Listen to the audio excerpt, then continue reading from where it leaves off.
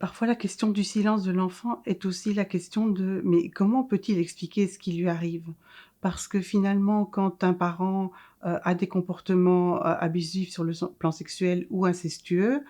hem, pour l'enfant, c'est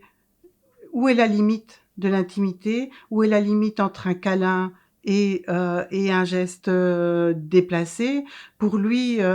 il n'a pas ces limites-là puisqu'en général, ben, la sphère,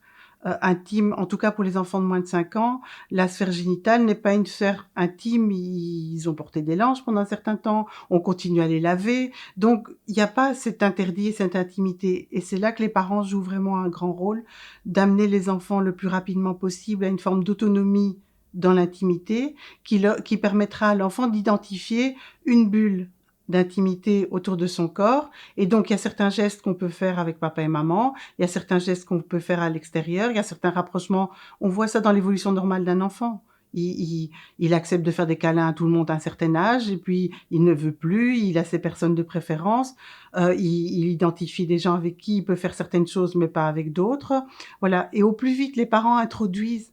cette forme de respect de l'intimité, on ne va pas embrasser tout le monde, pourquoi il doit faire un bisou à tous les gens qu'il croise, et que les parents connaissent? Pas forcément. Alors c'est très mignon aux yeux des adultes, mais ça empêche l'enfant de construire, sa sphère d'intimité et de pouvoir s'interroger. Mais lui, il veut me faire un bisou et moi je ne veux pas. C'est les déjà les premières étapes où il peut identifier quand quelqu'un a un comportement à son égard qui n'est pas, heu qui n'est pas comme d'habitude, qui n'est pas ce que les autres adultes font et ça leur permet alors d'aller interroger les adultes de référence. Quand ça se passe dans la famille,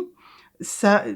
ils vont de la même façon interroger l'autre parent en disant: «Papa, il a fait ça» ou «Maman a fait ça» ou «Le beau-père a fait ça» et ou la belle-mère et donc ils peuvent interroger ça et parfois l'enfant ne sait pas expliquer ce qui se passe. Il sait dire ce qu'on lui a fait. Parce que, pour l'enfant, il peut sentir qu'il y a un malaise, que c'est pas comme d'habitude, mais il ne sait pas comment l'expliquer et c'est pour ça que beaucoup de révélations, d'abus sexuels, les jeunes sortent du silence à partir de 10-11 ans, au moment où les transformations de la puberté vont apparaître et à ce moment-là, bah, ils commencent à comprendre que, bah, certains gestes ne sont plus des gestes affectifs et on s'en rend compte même dans l'évolution des adolescents. On sait bien qu'à partir de 11 ans, quand on veut le mettre la main papa veut mettre la main sur l'épaule de sa fille, bah, elle va se reculer et c'est plus comme d'habitude et là, de nouveau, c'est le travail des adultes, de pouvoir mettre cette distance et de pouvoir dire à l'enfant: «C'est pas,